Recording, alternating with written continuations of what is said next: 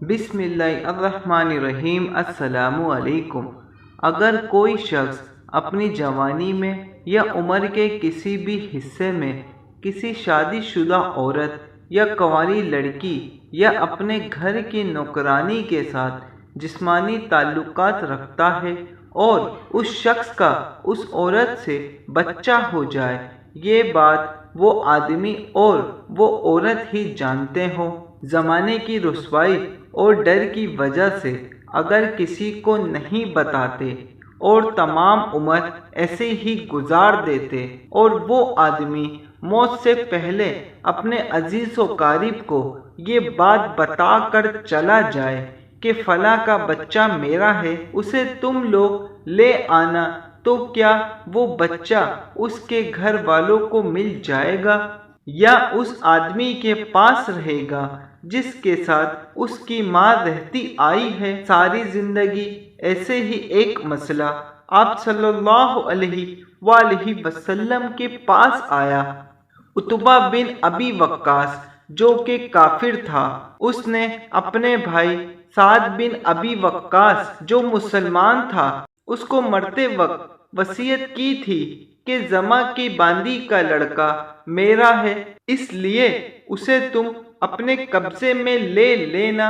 انہوں نے کہا کہ فتح مکہ کے سال میں سعد رضی اللہ تعالی عنہ نے اسے لے لیا اور کہا یہ میرے بھائی کا لڑکا ہے اور وہ اس کے متعلق مجھے وصیت کر کے گئے ہیں۔ عبدہ بن زمع نے اٹھ کر کہا میرے بھائی کی لونڈی کا بچہ ہے، میرے باپ کے بستر پر پیدا ہوا ہے۔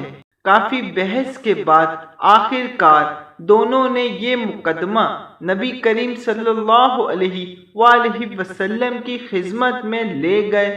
سعد رضی اللہ تعالی عنہ نے عرض کیا یا رسول اللہ، یہ میرے بھائی کا لڑکا ہے اور مجھے اس نے وصیت کی تھی، اور عبدہ بن زمع نے عرض کیا یہ میرا بھائی ہے اور میرے باپ کی لونڈی کا لڑکا ہے، یعنی اس بچے کی ماں ہمارے گھر کی لونڈی باندھی تھی، ہمارے ہی گھر کے بستر پر اس کی پیدائش ہوئی ہے۔ اس پر آپ صلی اللہ علیہ وآلہ وسلم نے فرمایا عبدہ بن زمع، لڑکا تو تمہارے ہی ساتھ رہے گا، پریشان مت ہو۔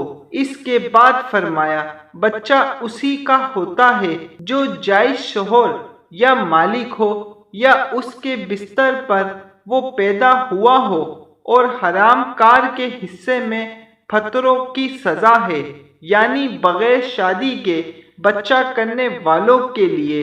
پھر اپنی ازواج محترمات سودا بن زمع رضی اللہ تعالی عنہ جو نبی کریم صلی اللہ علیہ وآلہ وسلم کی بیوی تھیں، فرمایا کہ اس لڑکے سے پردہ کیا کر، کیونکہ آپ صلی اللہ علیہ وآلہ وسلم نے اس کافر کی شباہت اس لڑکے میں محسوس کر لی تھی۔